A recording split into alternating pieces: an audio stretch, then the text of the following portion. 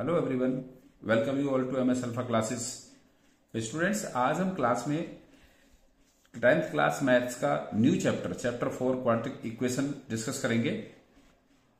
सो पहले हम इसका इंट्रोडक्शन स्टडी करेंगे, इसका बेसिक इंट्रोडक्शन जानेंगे कि पूरे चैप्टर्स में क्या इंप्लीमेंटेशन होने वाला है या पूरे चैप्टर में किस टाइप के क्वेश्चंस पॉसिबल हो सकते हैं। तो पहले हम इसका बेसिक इंट्रोडक्शन समझेंगे और उसके बाद फिर हम इसकी एक्सरसाइज को सॉल्व करेंगे। सो आइए शुरू करते हैं। सो चैप्टर है हमारा क्वाड्रेटिक इक्वेशन। जैसा कि इसके नाम से क्लियर है, क्वाड्रेटिक इक्वेशन। और हमें याद होगा कि क्वाड्रेटिक टर्म हमने पहले भी सुना है। जो पोलिनोमियल चैप्टर था सेकेंड, उसमें जो पोलिनोमियल है वो क्वाड्रेटिक पोलिनोमियल भी होते हैं, क्यूबिक पोलिनोमियल भी होते हैं, लीनियर पोलिनोमियल भी होते हैं। हमने कई टाइप के पोलिनोमियल उसमें स्टडी किए हैं अकॉर्डिंग टू डिग्री।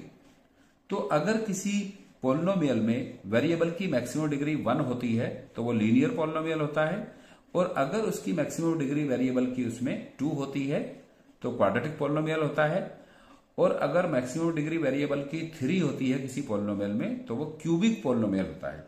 बट यहां पर है क्वाड्रेटिक इक्वेशन। और इक्वेशन किस फॉर्म में होती है? जब हम किसी एल्जेब्रिक एक्सप्रेशन को इक्वल की फॉर्म में लिखते हैं। हम कुछ एल्जेब्रिक एक्सप्रेशन को इस तरह से अरेंज करते हैं कि कुछ टर्म्स उसके इक्वेशन इक्वल के लेफ्ट साइड में होते हैं, कुछ राइट साइड में होते हैं। तो इस तरह से इक्वेशन होती है जब इसमें हम कुछ टर्म्स को इक्वेट करते हैं। सो ऐसा रिप्रेजेंटेशन एल्जेब्रिक एक्सप्रेशन का इक्वेशन होता है।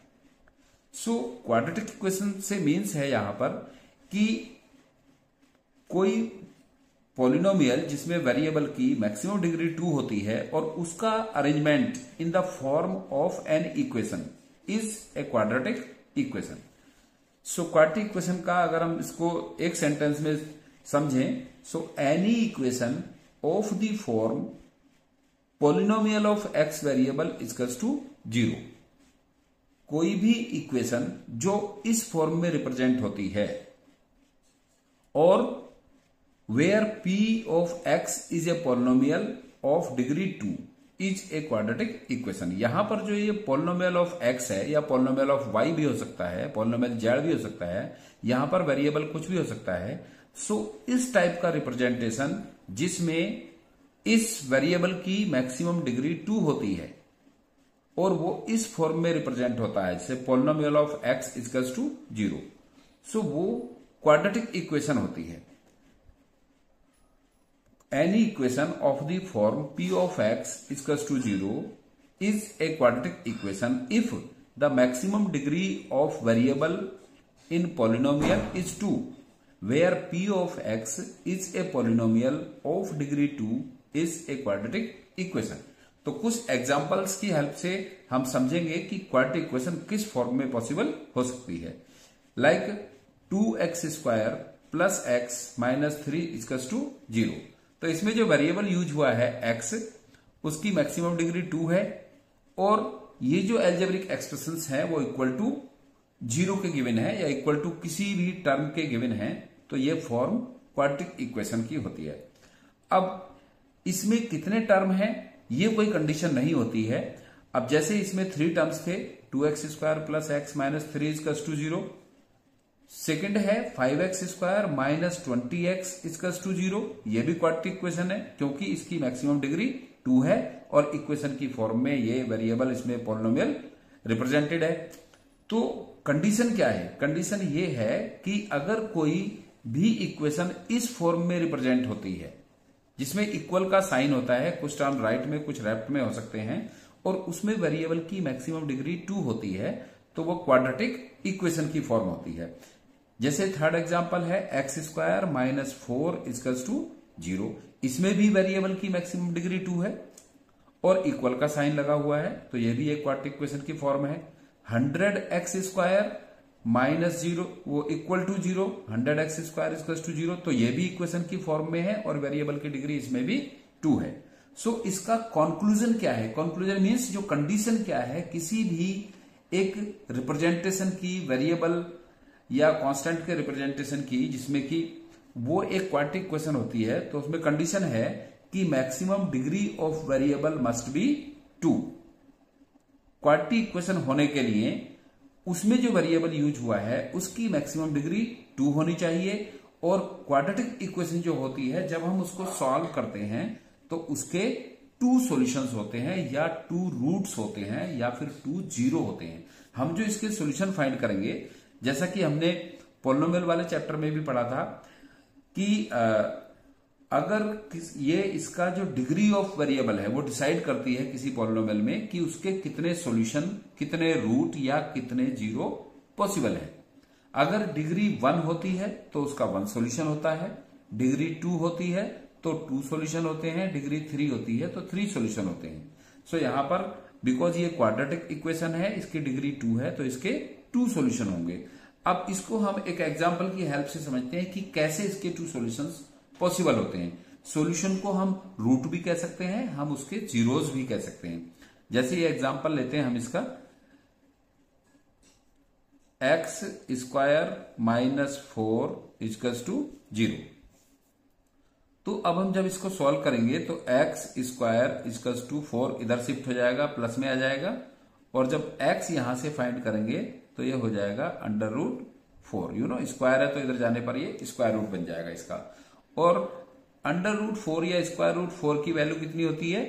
इसकी वैल्यू होती है x equals two plus minus 2।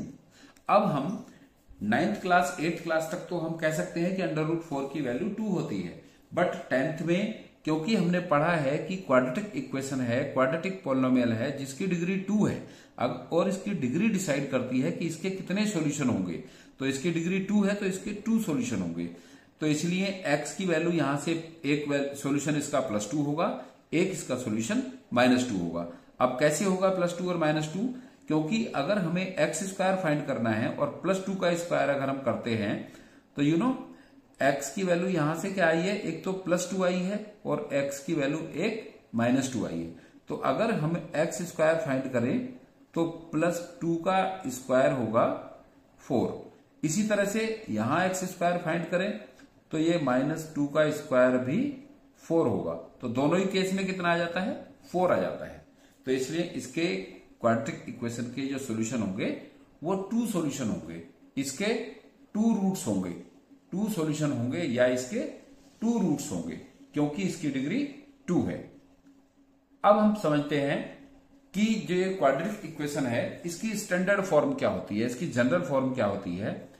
So standard form of quadratic equation में जो वेरिएबल है वो इस तरह से अरेंज्ड हो जिसकी मैक्सिमम डिग्री 2 होती है, और अगर वो वेरिएबल डिग्री के डिसेंडिंग ऑर्डर में अरेंज होता है, जैसे यहां पर x की डिग्री 2 है, यहां पर x की डिग्री 1 है और यहां पर x की डिग्री 0 है।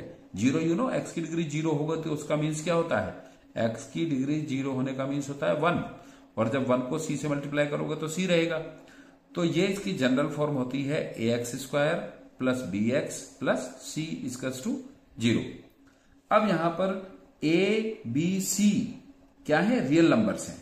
a b c real numbers हैं। रियल नंबर्स ये इंटीजर हो सकते हैं, नेचुरल नंबर हो सकते हैं, होल नंबर हो सकते हैं, रैशनल नंबर हो सकते हैं और इरेशनल नंबर भी हो सकते हैं। ये क्या है? रियल नंबर्स हैं। a एक्स स्क्वायर का कोएफिशिएंट है, b x का कोएफिशिएंट है और c कांस्टेंट टर्म है। और कंडीशन इसमें एक और चाहिए होती है कि जो एक्स स्क्वायर का कोएफिशिएंट है a, it should not be equal to 0। अगर एक्स स्क्वायर का कोएफिशिएंट 0 हो जाएगा a तो फिर एक्स स्क्वायर भी 0 बन जाएगा और फिर bx plus c linear equation बन जाएगी। तो फिर ये क्वाड्रेटिक इक्वेशन नहीं रहेगी। तो इसलिए a should not be equal to 0। तो जनरल फॉर्म, स्टैंडर्ड फॉर्म होती है क्वाड्रेटिक इक्वेशन की ax square plus bx plus c equals to 0। इसके एग्जाम्पल हैं जैसे कि कोई भी इक्वेशन इस फॉर्म में लिखी है। क्वाड्रेटिक इक्वेशन में क्या है, क्या फॉर्म है उसकी? जो क्वाड्रेटिक इक्वेशन की फॉर्म है, जो स्टैंडर्ड फॉर्म है इसकी ये। वैसे तो क्वाड्रेटिक इक्वेशन ये भी है, x square minus 4 equals to 0, ये भी इसकी क्वाड्रेटिक इक्वेशन है क्योंकि इसमें वेरिएबल की मैक्सिमम डिग्री 2 है और इक्वेशन की फॉर्म में ये टर्म अरेंज है। बट जो स्टैंडर्ड फॉर्म होती है इसकी वो होती है ax² plus bx plus c equals to 0, जिसमें 3 टर्म्स होते हैं और x की जो डिग्री होती है वो डिक्रीजिंग ऑर्डर में होती है 2 से 0 तक। तो एग्जाम्पल है इसके 2x² plus 5x plus 3 equals to 0।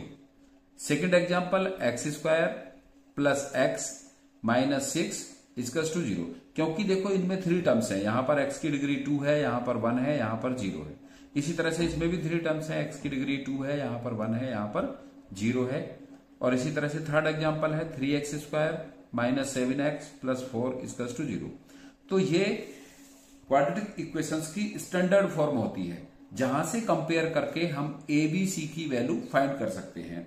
इसमें x² का कोएफिशिएंट जो a होता है, a की वैल्यू यहां पर 2 है, b की वैल्यू जो x का कोएफिशिएंट है यहां पर 5 है और c कांस्टेंट टर्म इसका 3 है। तो ऐसे कंपेयर करके हम किसी इक्वेशन को स्टैंडर्ड फॉर्म में पहले सेट करते हैं उसको, फिर वहां से कंपेयर करके हम a और b c की वैल्यू फाइंड कर लेते हैं। तो यह है क्वाड्रेटिक इक्वेशंस की स्टैंडर्ड फॉर्म। अब नेक्स्ट क्या है, methods to solve quadratic equation. Solve means इसके सॉल्यूशन फाइंड करना, जैसा कि हमने जस्ट अभी डिस्कस किया है। क्योंकि क्वाड्रेटिक इक्वेशन में जो वेरिएबल की डिग्री 2 है तो उसके 2 सॉल्यूशन होते हैं, 2 रूट्स होते हैं, 2 जीरोज होते हैं। तो उसके सॉल्यूशन फाइंड करने के मेथड्स क्या है, किन मेथड्स की हेल्प से हम उसके सॉल्यूशन फाइंड करेंगे। तो इसके 3 मेथड्स मेंशन हैं आपके चैप्टर में। फर्स्ट है factorization method, second quadratic using quadratic formula और थर्ड है कंप्लीटिंग द स्क्वायर मेथड। तो आपके सिलेबस में अभी 23-24 में फैक्टराइजेशन मेथड से सॉल्यूशन फाइंड करने का है, यूजिंग क्वाड्रेटिक फॉर्मूला भी है, और जो कंप्लीटिंग द स्क्वायर मेथड है ये आपके सिलेबस से रिड्यूस्ड है, ये पार्ट आपके सिलेबस से रिड्यूस्ड है। तो हम क्वाड्रेटिक इक्वेशंस के सॉल्यूशन फैक्टराइजेशन मेथड और यूजिंग क्वाड्रेटिक फॉर्मूला की हेल्प से फाइंड करेंगे और समझेंगे कि किस तरह से हम इन मेथड से इन क्वाड्रेटिक इक्वेशंस के सॉल्यूशन फाइंड करते हैं। तो फैक्टराइजेशन मेथड क्या है, कैसे फाइंड करेंगे हम सॉल्यूशंस, जिसके बारे में हम ऑलरेडी अच्छी तरह से जानते हैं। हमने 9th में भी फाइंड किए हैं और 10th के पॉलिनोमियल वाले चैप्टर में भी फाइंड किए हैं, बट वहां पर हमने उसके जीरोज फाइंड किए जैसे, तो उस तरह से हम यहाँ फाइंड करेंगे। तो इसके लिए हम एक एग्जाम्पल की हेल्प से समझेंगे पहले इसको। तो एग्जाम्पल लेते हैं इसका एक 2x² plus 5x plus 3 equals to 0। तो सबसे पहले तो हमें देखना है कि क्या ये क्वाड्रेटिक की फॉर्म में है, क्वाड्रेटिक इक्वेशन की फॉर्म में है। तो ये इक्वेशन की फॉर्म में है क्योंकि इक्वल से लेफ्ट हैंड साइड में कुछ टर्म्स हैं और राइट हैंड साइड में 0 है, और इसमें वेरिएबल की मैक्सिमम डिग्री 2 है। तो इसके 2 सॉल्यूशन होंगे ऑब्वियसली, हमें मालूम है, बट हमें यहां पर उन सॉल्यूशंस को फाइंड करना है यूजिंग फैक्टराइजेशन मेथड। तो कैसे फाइंड करते हैं हम, पहले तो हम इस पॉलिनोमियल के फैक्टर फाइंड करेंगे। कैसे कि जो इसका x² का कांस्टेंट टर्म है उसकी मल्टीप्लाई x² का जो कोफिशिएंट है, x² का जो कोफिशिएंट है उसकी मल्टीप्लाई कांस्टेंट टर्म से करते हैं, 2 3 जा 6, और 6 को फिर हम फैक्टर करते हैं, इसके पेयर ऑफ फैक्टर्स फाइंड करते हैं। तो 6 के पॉसिबल फैक्टर्स क्या हो सकते हैं, 6 इंटू 1, या फिर हो सकता है 3 इंटू 2, 2 इंटू 3 या 3 इंटू 2। तो ये इसके पॉसिबल फैक्टर्स हो सकते हैं। तो अब हम क्या देखते हैं कि सबसे पहले तो हम x² के कोएफिशिएंट से कांस्टेंट टर्म को मल्टीप्लाई करते हैं, फिर उसके पेयर ऑफ फैक्टर्स फाइंड करते हैं, और पेयर ऑफ फैक्टर्स में से ऐसा पेयर लेते हैं कि अगर कांस्टेंट टर्म पॉजिटिव है, तो यहां पर 3 कैसे है, पॉजिटिव है, तो अगर कांस्टेंट टर्म पॉजिटिव है तो उसके पेयर ऑफ फैक्टर्स को ऐड करने पर ये b की वैल्यू आती है। जैसा कि आप जानते हैं इसकी जो जनरल फॉर्म होती है, जो स्टैंडर्ड फॉर्म होती है क्वाड्रेटिक इक्वेशन की, वो होती है ax² plus bx plus c। तो ये ax² का कोएफिशिएंट है, bx का कोएफिशिएंट है और c कांस्टेंट टर्म है। तो जो b की वैल्यू आती है वो इसके a और c के प्रोडक्ट से जो वैल्यू आती है 2 3 या 6, उसके पेयर ऑफ फैक्टर्स को ऐड करके आती है b की वैल्यू। b क्या है यहां पर 5 है, तो यहां पर ये पेयर ऑफ फैक्टर है जिसको प्लस करने पर अगर हम इसको 2 + 3 करेंगे तो 5 आएगा। तो हम इसको करते हैं, जिसे हम स्प्लिट द मिडिल टर्म भी कहते हैं, जैसा हमने 9th में सीखा था।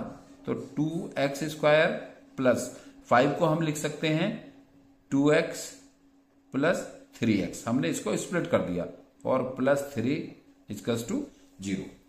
तो 2x प्लस 3x 5x हो गया और 2 3 जा 6 हो गया। यह भी जरूरी है कि इसका जो प्रोडक्ट है वो 6 आना चाहिए, जो इसके प्रोडक्ट के बराबर है, इतना आना चाहिए। अब हम इसके बाद क्या करते हैं, इसके पेयर बना लेते हैं और पेयर बना के इसमें से कॉमन लेते हैं। सो 2x² प्लस 2x में से क्या कॉमन आएगा, 2x। कॉमन मीन्स क्या होता है, डिवाइड करना। हम ऐसा टर्म, ऐसा वेरिएबल, ऐसी वैल्यू लेते हैं जो दोनों में कॉमन है, जिससे दोनों डिवाइड हो सकते हैं। तो 2x² से 2x² को 2x से डिवाइड करेंगे तो x आएगा, प्लस 2x को 2x से करेंगे 1 आएगा। फिर यहां पर जो इसका सेकंड पेयर है यह है प्लस 3x प्लस 3। तो इन दोनों में से क्या कॉमन आएगा, क्लियर है यहां पर कि 3 दोनों में प्रेजेंट है तो 3 कॉमन होगा। अब 3 से 3x को करेंगे तो x रहेगा यहां पर और 3 बन जा 3 इक्वल्स टू 0। अब फिर हम यहां पर क्या देखते हैं कि ये 2 टर्म्स बन जाते हैं और इन दोनों में से कॉमन है ये bracket x plus 1 x plus 1 x plus 1 और इधर क्या बच गया 2x प्लस 3 इक्वल्स टू 0। अब हम इसके सॉल्यूशन फाइंड करेंगे। ये तो था इसका फैक्टराइजेशन कि हमने इसको फैक्टराइज कर दिया। अब इसके सॉल्यूशन हमें फाइंड करने हैं। तो सॉल्यूशन फाइंड करने के लिए ये x plus 1 into 2x plus 3 दोनों किसके इक्वल है, 0 के इक्वल है। तो x प्लस 1 इक्वल्स टू 0 और यहां से x की वैल्यू -1। फिर 2x प्लस 3 है, 2x प्लस 3 इक्वल्स टू 0। तो 2x इक्वल्स टू -3 और x इक्वल्स टू -3/2। तो इसके 2 सॉल्यूशंस होंगे, एक तो होगा x इक्वल्स टू -1 और दूसरा सॉल्यूशन होगा x इक्वल्स टू -3/2। तो अब दोनों पॉइंट जो इसके कंक्लूजन थे हमारे, वो दोनों पॉइंट क्लियर हो गए हैं कि इसमें वेरिएबल की मैक्सिमम डिग्री 2 है क्वाड्रेटिक इक्वेशन में और इसके 2 सॉल्यूशंस हैं। तो दोनों ही कंक्लूजन में जो पॉइंट्स, जो कंडीशन थे, वो दोनों ही यहां पर क्लियर हो गए हैं। तो ये था first method to find the solution of a quadratic equation, factorization method. और इसे आप सब लोग पहले से बहुत अच्छी तरह से जानते होंगे आई होप, क्योंकि ये आपने काफी पहले प्रैक्टिस किया होगा 9th में। अब इसका जो सेकंड मेथड है ये है क्वाड्रेटिक फॉर्मूला। ये बहुत ही इंपॉर्टेंट है क्योंकि अगर इसमें कई बार हम मिस्टेक भी कर लेते हैं इसके पेयर ऑफ फैक्टर्स फाइंड करने में, तो हम क्वाड्रेटिक फॉर्मूला का यूज करके हम बहुत आसानी से किसी भी क्वाड्रेटिक इक्वेशन के सॉल्यूशंस फाइंड कर सकते हैं। तो क्वाड्रेटिक फॉर्मूला क्या होता है, देखो क्वाड्रेटिक फॉर्मूला होता है x equals to -b plus minus under root b² - 4ac upon 2a। अब ये abc जो है, हम इस जो स्टैंडर्ड फॉर्म है क्वाड्रेटिक इक्वेशन की, उससे कंपेयर करके हम एबीसी की वैल्यू फाइंड कर लेते हैं। तो क्वाड्रेटिक फॉर्मूला होता है x equals to -b plus minus b² - 4ac upon 2a। अब ये जो b² - 4ac है अंडर रूट में, इसको कहते हैं हम डिस्क्रिमिनेंट। ये होता है डिस्क्रिमिनेंट होता है, ये लिखा है यहां पर डिस्क्रिमिनेंट। तो डिस्क्रिमिनेंट कितना है, b² - 4ac। तो हम इसका डी फाइंड कर लेते हैं और हम इसको इस फॉर्म में भी लिख सकते हैं x equals to -b plus minus under root d या under root b² - 4ac upon 2a। तो हम अब इसको भी समझेंगे एक दूसरे एग्जांपल की हेल्प से, क्वाड्रेटिक फॉर्मूला से किसी क्वाड्रेटिक इक्वेशन के सॉल्यूशन हम कैसे फाइंड करते हैं। तो एग्जांपल लेते हैं, इसके लिए भी हमें x² plus x - 6, x² plus x - 6। तो जैसा कि हमने अभी फैक्टराइजेशन मेथड में किया था, तो अब यहां पर हम इसकी कंपेयर करेंगे क्वाड्रेटिक इक्वेशन से। तो यहां से देखेंगे कि ax² से कंपेयर करेंगे इसकी हम ax² के लिए, तो फिर यहां पर a की वैल्यू कितनी होगी, यहां पर 1 जो x² का कोएफिशिएंट है, और b की वैल्यू क्या है, यहां पर ये भी 1 है क्यों x का कोएफिशिएंट है, और c की वैल्यू है यहां पर -6।